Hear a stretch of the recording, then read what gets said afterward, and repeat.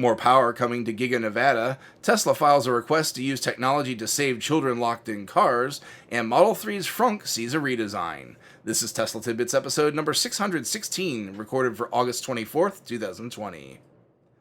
This show is sponsored by my supporter Richard. If you're in the market for a new Tesla, please consider using his referral code. Ask your salesperson to use code Richard174 or go direct to the web link ts.la/Richard174 and pick up a 1,000-mile supercharging credit for your new vehicle. We start this week with Teslarati reporting that Panasonic has bolstered its investment in Giga Nevada again.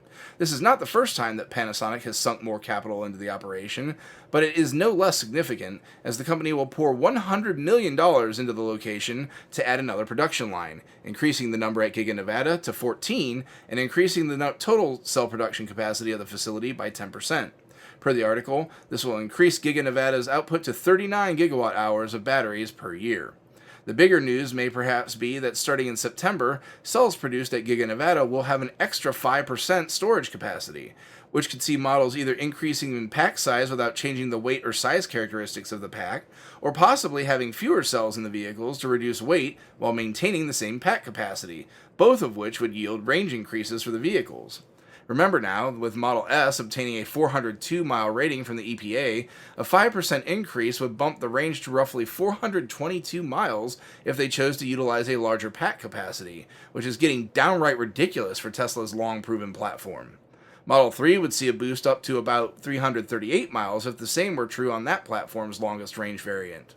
The expansion is the first since January 2017, according to the report, and is a welcome sight given that Giga Nevada has plenty of room yet to expand to help feed Fremont's thirsty production lines.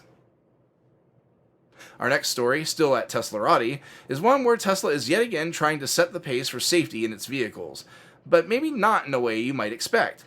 On average, nearly 40 children per year under the age of 15 die in hot cars that they are unable to escape from, with 2018 and 2019 being particularly bad, seeing 105 deaths.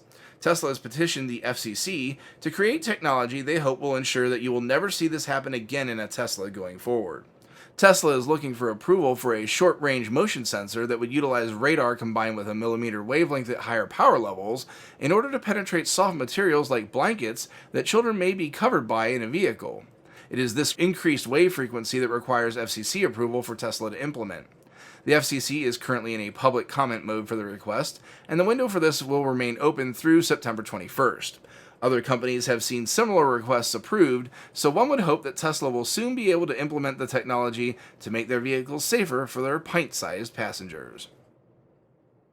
Lastly tonight is a strange one coming from Drive Tesla Canada. It seems for no apparent reason, the frunk on newer Model 3s has seen a change in design. The newer frunk design is slightly smaller in all directions, but is a touch deeper per the report. The article posits that this may be to make way for the heat pump and octavalve coming from the Model Y, though the person passing the tip along to them confirmed that they did not in fact have the heat pump in their vehicle, despite having the redesigned frunk.